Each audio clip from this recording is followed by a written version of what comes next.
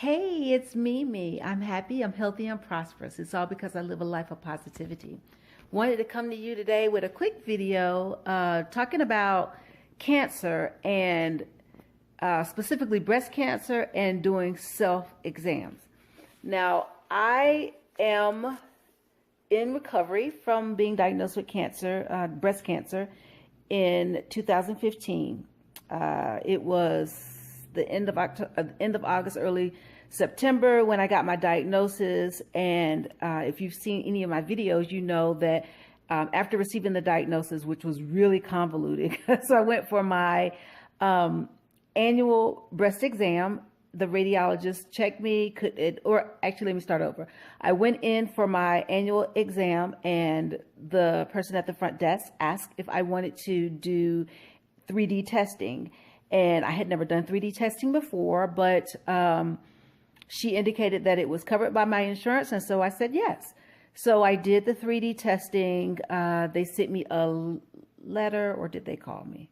I think they sent me a letter indicating that I needed to come back. So I came back for some additional testing and couldn't identify what was going on. I was sent to a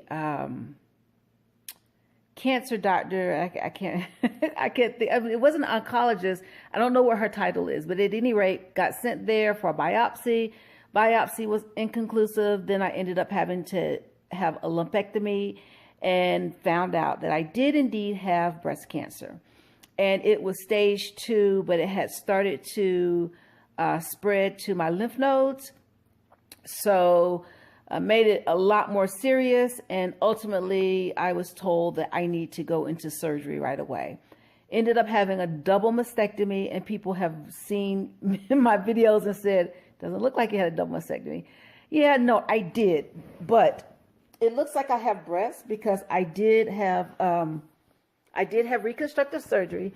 And if you eat, gain weight, your breast, because most of you know that your breast is made mostly of fatty tissue. And so, yeah, I'm fat, so my breasts have increased, or the, not real breasts, though, whatever these are, fatty tissues have increased in size. Anywho, I really wanted to talk to you about, I just saw a YouTube video saying, make sure you do your breast exams. I am all for it, right? Because I want to make sure that you guys understand what you need to do to remain safe and healthy and all of those things. But do not rely on your self breast exams only. Reason being, if you have fibrocystic, I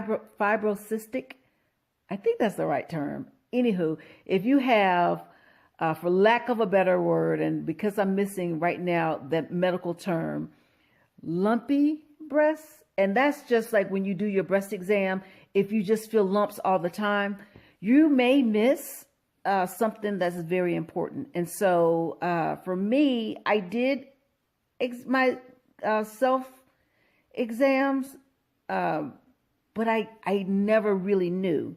So I found a lump when I was in high school, and it was actually under my arm when I was in high school, and I had to have a lumpectomy to remove it and to be certain, that everything was okay, and it was benign.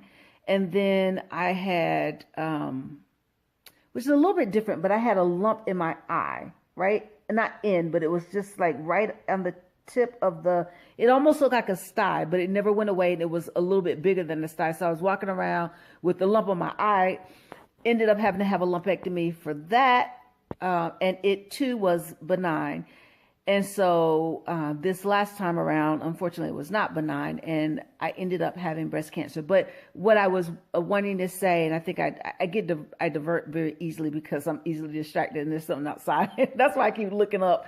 But anywho, yeah, do your exams, but do not rely solely on your exams. Make sure that if you are 40 plus, and yes, I am 40 plus, and don't let the gray hair fool you. I'm not that old, right?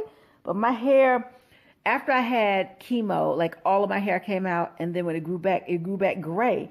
And I colored it because if you look at this, and I'm sorry that I just get so easily distracted. Look at this.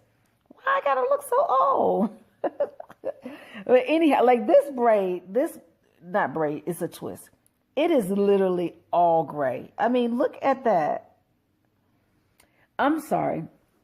I diverted from what I was going for. And that is making sure that you do not rely solely on self breast exams. And I'm going to come back with another video in just a little bit, because I want to talk to you about preparing once you get if you get diagnosed with cancer, or once you've been diagnosed with cancer, preparing for dealing with the diagnosis. And then also, no one ever prepares you for the post-treatment life. Like, what is life after treatment? Because for most people, or I can speak for me, I have not gone back to my regular everyday living life, loving life, and being life. You know what I'm saying? It is so very different. So yeah, stay tuned. Look out for that video. I'm not sure what I'm going to call it, but I'm going to post it probably in the next, well, probably not today. I was thinking I would do it today, but I actually have to run out in just a little bit.